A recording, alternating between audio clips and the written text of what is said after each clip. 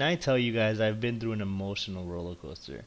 So, for those of you who don't know, I'm an avid Fluffal player. I've played this deck since it came out religiously. It's always been my main deck, and it's gotten me a lot of success. I've topped regional, LDS, almost always do well at locals, and recently I almost topped the regional. One, I don't want to say almost topped the regional, that's a lie. So, like, I started off winning three in a row, and this was when it was like it was the format where we literally it was the weekend before finding out that well, it was the weekend we found out that Widow Anchor was going to one, but it was still at three, and so it was Colossus and stuff like that. So it was amazing. I played first against Pendulum, then against Thunder Dragon, and then against Orcus. And then those were the first three wins in a row. Then I lost a game. I forgot to what right now. Oh, to Salads. And then I lost another game. But the thing is that I lost another game because I was really stressed, and I. So what happened was the reason why I was stressed and the reason why I ended up dropping right after that game was because basically um, they started saying um, they started saying like sorry they did a deck check. I got a text message and I got distracted. They did a deck check on me and they were like, oh, your polymerization and your sleeves are needing to be replaced. My sleeves were bought like 2 days ago. They were fine, but at least I can stand behind that one. I understand that one. The polymerization was because of a damage on the back of the card that you couldn't even see unless you took out the card, and you could not notice it through the sleeve. Like I literally gave this card to all of my judge friends and all of my friends after, and they couldn't tell a single like thing. And it didn't do any damage to the name. There was nothing in the text that was that was damaged or anything like that. So honestly, um, basically I ended up having to drop because I could get sleeves, but I can't get a new polymerization in a second because we literally went into time after our extended time, and they didn't give me an extension or anything. So I was like, okay, so I just gotta get a game loss for game three, which would have gotten me at three losses anyways, and then I wouldn't have even been able to get a top 32, which is what I was aiming for because I wanted my invite. But it's fine because especially since I ended up moving to Europe and coronavirus happened, so I don't even think nationals is gonna happen at this rate. But even if it does, like I basically aren't even in the same country anymore, but it's okay. Anyways, so I love the deck, and I've always played the deck differently than others. Like I've always tried to do not just an OTK deck, but a deck that can like set up negates, good boards, and things like that. And always had success with it. I literally just played one of my friends. We were playing excuse me, he was playing in Volkswagen, and I literally won 5 rounds in a row. And I always find like an interesting spice. So I'll actually show you guys the deck profile of my current Fluffal deck after this, since it's related. And I'll probably go on live and do a few duels with it just to explain my theory crafting and things like that. So let's go into the actual cards. So the first one is Fright for a Cruel Whale. So thing is, I actually read these cards in this order. So like at first, I wasn't as impressed with this card. Then it went. I was still impressed, but it's still. Then I was impressed more, but like it still is missing. It's not. It's not missing anything. It just isn't like a 10 out of 10 card. So I'll explain now. So basically, if this card is fusion summon, you can destroy 2 cards, one on each side of the field. Once per turn, quick effect, you can target one fusion monster you control, send one Fright for card from your deck or extra deck to the graveyard, except Fright for a Cruel Whale, and if you do, target gains attack equal to half its original attack. So honestly, the best part of that effect is the fact that it's a Foolish Burial and a Foolish Burial from the extra deck. The gaining attack is fine, like it's good, and it goes with the theme of the deck. But like we have enough attack gainers, like we don't need that many. However, it definitely helps to have more. You know, it's never denied, and it's a Wet Edge plus one Fluffal monster, which is great because it's generic. And the only thing is, I didn't like the effect to pop because I was like, I have to pop a card on my field, which yeah, if I pop my own toy vendor, I get a surge, but I'd rather pop my own toy vendor off wings and just things like that. And I was like, okay, it's good. I just but then I found out other stuff, which I'll go over now, and it definitely made it better. But let's go ahead and get into those other cards first. Oh, and the utility out of it being a Foolish Burial is obviously you can get your scissors in there for plays, and then you can also send any Fright for Fusion monster, and you banish that target with Fright for Fusion if you have like another one already in the grave to summon Sabretooth, and then summon that other one from the grave. You cannot summon the one you send because it wasn't summoned properly. Well, it wasn't summoned, period. Fright for Repair. This is a good card. I just don't really like it as much. I feel like I would play it at 1 since it's searchable and nothing more. Except maybe 2 I could see in some builds. But like I don't think it's necessary, and I definitely don't see any argument to run it at 3. So basically, it says target 1 Fright for a fusion monster in your graveyard, return it to the extra deck. Then you can special summon 1 Fluffal or Edge monster from your graveyard. You can banish this card from your graveyard, special summon 1 Fluffal or Edge monster from your hand. You can only use each effect of Fright for Repair once per turn, and only once that turn. So I don't like that you can only use once per turn. Like you can only use one of them per turn, which is fine. It can't be that broken. I get it, but whatever. Like it has those limitations, and then I don't like that it's used instead of activate, because that means that if this gets negated, you can't activate another one. Unlike Fright for Patchwork, where you can.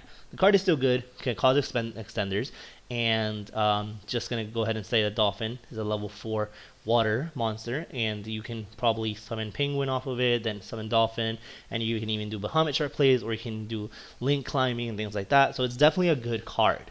I just don't think I would run more than 1 or 2 copies of it. It's not like a necessary card. The deck doesn't need any more extender, to be honest. It's really consistent as it is, but it's a welcome card, and I can definitely see incorporating 1 or 2 in my build. If I don't like it, I might cut it. But for now, I definitely do think it's a decent card, and some builds will definitely go ahead and plus off of it. Fight for Vendor. So at first I was like, oh, this is a trap card. It's kind of slow, but then I realized a few other things. So the card's name is Toy Vendor while on the field and in the graveyard. This is decent because of the fact that you can use wings off of it, and you can I'll come to that when I get it. But you can use wings effect off of it. But like the thing is, you really don't want to use wings effect off of it unless you have to, because you want to get the search off Toy Vendor. But you can if you need to, which is great. The only thing is that obviously the minus is that it's a trap card, so you can't flip it face up. And you obviously can't set it off bare since it's not Toy Vendor in the deck. But it's all fine. Still, the fact that it's Toy Vendor is decent. It does help you with wings. Then its actual effect is once per turn, discard 1 card, draw 1 card. And if you do reveal it, and if it's an Edgent monster, you can destroy 1 card on the field. So that's really good because it's an effect that's going to let you play off your opponent's turn. It's like a volcanic rocket. Volcanic launcher, or whatever it's called. And then the effect of pop is great, especially because you can use scissors to stack a Edgent monster on the deck, and then you can get that pop. So it's an interruption, and then combined with the whale. I'll explain that in a minute. But it's an interruption, and it adds consistency to the deck. The other effect is that if it's destroyed or sent from the field to the graveyard, you can have an opponent's monster's attack. You target it. That's good because you can pop it off whale. It's not amazing. The having the attack is whatever. It's nothing too crazy. The next card is Edge of Scythe. So this card is the card that when I read this card, I went ballistic. But I went ballistic because I read it wrong. It's still an amazing card, don't get me wrong. But what this card does is, during your opponent's main phase, quick effect, you can reveal this card in your hand, fusion summon 1 Fright for Fusion monster from your extra deck, using monsters from your hand or field as fusion material, including this card in your hand. That's the first effect. So, to start off with, I didn't read the including this card.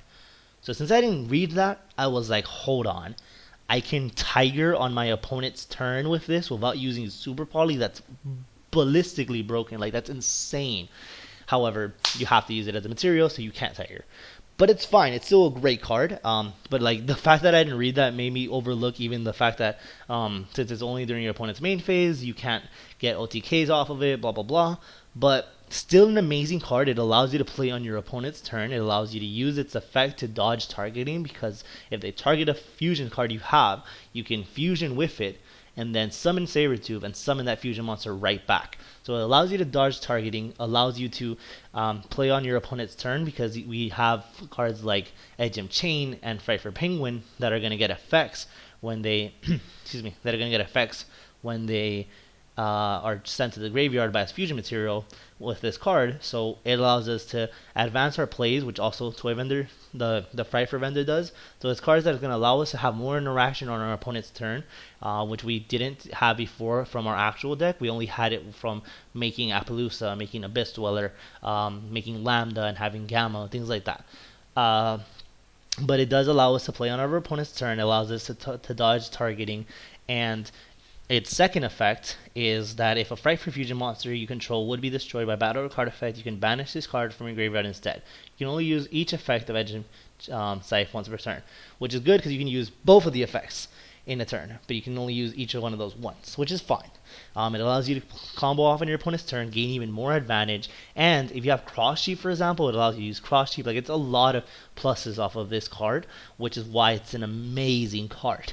Would have been perfect had it been like Owl, where Owl doesn't have to use itself as a material, because then you could have made Tiger, and like, say you're playing against like Subterrors or stuff like that, they set 5, you go, okay, end phase, or not end phase, but end of main phase, Scythe, fusion with my scissors in hand, or my scissors on the field and the monsters in my hand, blah blah blah, pop all your sets, and that would have been GG. Like, that would have been insane.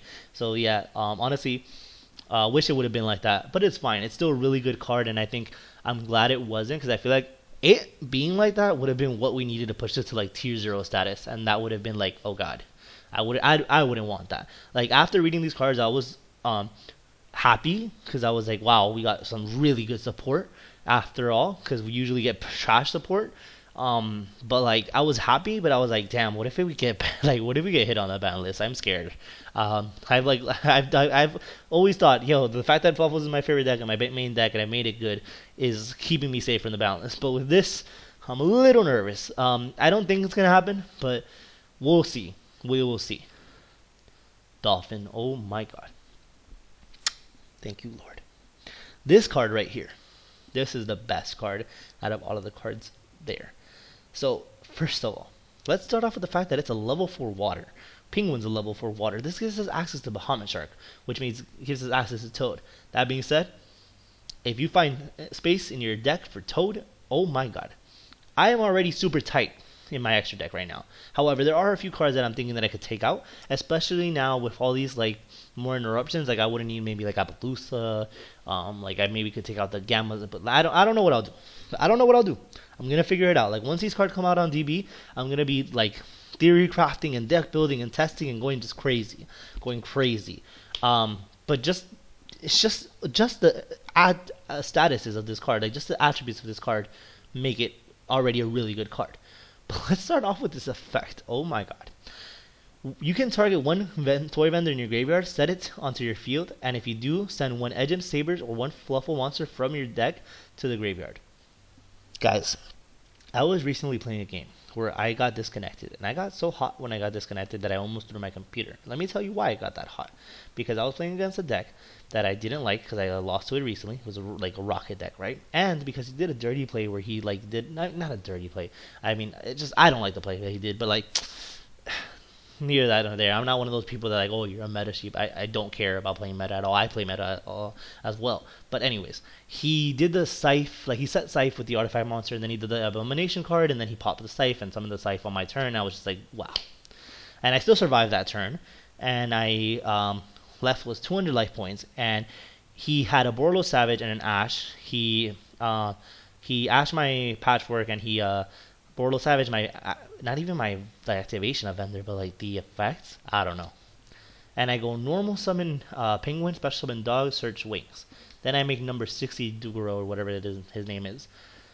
That's when I disconnected, and I'm so hot because he had no more cards in hand, he had no more interruptions at all, and I was gonna go detach 2, draw 2, discard Wings effect, draw 2, pop Vendor, and I would have had 5 cards in my hand. And I know this deck with 5 cards in my hand, the chances of me not coming back are super slim. This card allows you mid game to one card straight up come right back. Like, you could have your field wiped. It doesn't matter. You draw this, normal summon, set the Vendor from your graveyard, send the Wings, banish, draw 2, pop, and like, that's crazy. Like, it gives you so much like late game comeback power or mid game comeback power that it's insane. And one of the issues with Wings is that sometimes you run out of vendors, because you play Foolish Burial Goods and sometimes you run out of vendors, and this just makes it come back. Like, just that interaction its own is amazing. Not to mention the fact that the new Fright for Vendor counts as toy vendor, so you can send that off Foolish Burial Goods, and during your turn use this effect to set it. Like, there's so many interactions with just that first effect that makes it amazing. Like, this card could have ended at that first effect, and that would have literally still thought this was like a 10 out of 10 card. The next effect just takes it home. So if this card is sent to the graveyard as a fusion material, you can shuffle one of your polymerization spell cards or fusion spell cards that is banished or in your graveyard into the deck. You can only use each effect of Fluffal Dolphin once per turn. But you can use both effects in the turn. So obviously the first effect is better than the second one. However, the second one is still really good. So I used to play 2 Frightful Fusions like really back in the day. But like for like at least a year, maybe even 2, I've played only 1 because it's just inconsistent to draw it. You just want to search it off a patch. Like ever since Patchwork's been a thing, I've played 1. You just want to search it off of Edge and Chain when searching it off of Patchwork, and you don't want to play any more than that. Yeah, there are times where you're like, dang, I wish I had another one in the deck, but like the amount of times where it will brick you instead is not worth it. I'd rather play 1. And now I can play 1 and still get it again. Plus, it can put back Super Poly, which is great because if I've already used them, or like it gives me more chances of drawing them and things like that. And Super Poly is an amazing card, and it encourages you to play Fight for Factory. I haven't played Fight for Factory in years. I played it at some point, but I haven't played it in years. And this card makes me like think about playing it. I'm not saying I'm gonna play it, but it definitely like makes me think about playing it because you can get that back into the deck as well. So the complete like these new cards kind of change the way the deck is like gonna run in my opinion now, because right now the way I'm running it is I'm playing a version that does focus on OTKing. I am playing going second. I used to not play going second, but I am playing going second. I've been playing even since the Sky Striker variant, which was like a really good going first variant anyways, because you set up with double Widow Anchor and you could also set up with Hope and things like that, but it's fine. So I'm playing right now going second variant. However, it can still go first. But I'm playing going second because I can easily play around interruptions. Like I play around 2 or 3 interruptions at a time, and it's not a big problem. And especially with chain blocking with Penguin and Tiger, it's just really good. And then Super Poly is just a really good remover. But I still go first, like whenever I need to.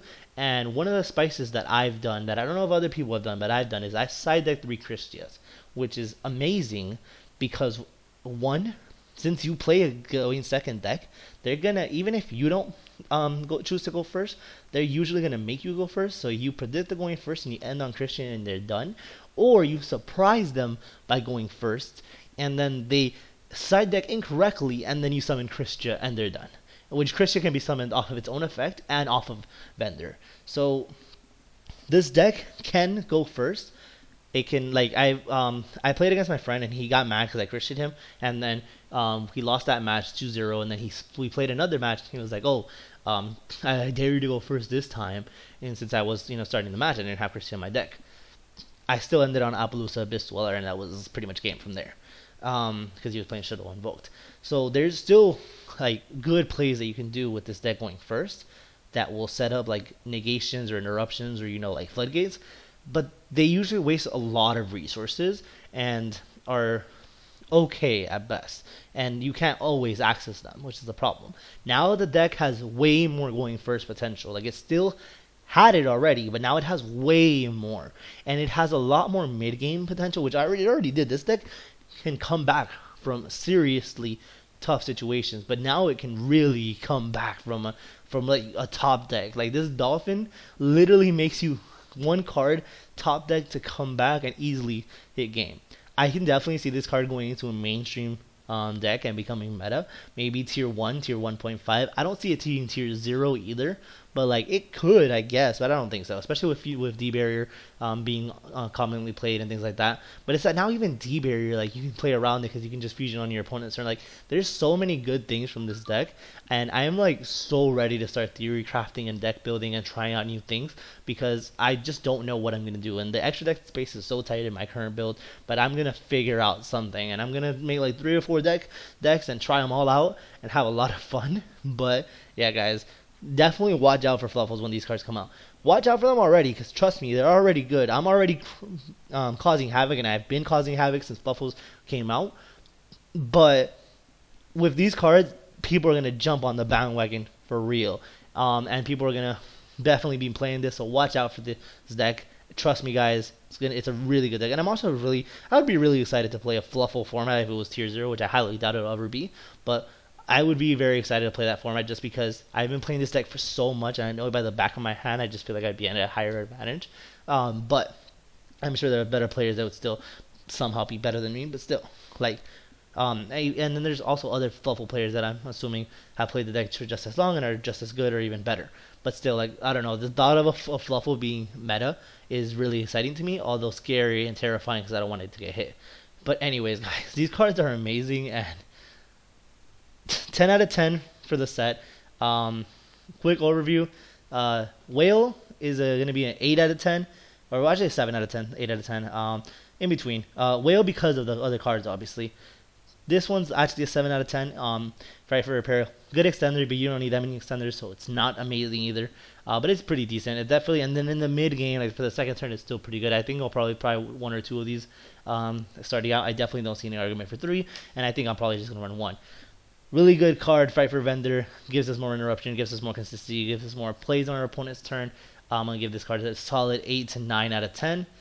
This one's a 9 out of 10. The only thing that would have made it a 10 out of 10 is the fact that if you could fusion with your with other cards aside from Scythe and use Scissors, so they use Tiger, which unfortunately you can't because you have to use Scythe mandatory, but still a really amazing card. 10 out of 10. God bless. God bless. Goodbye.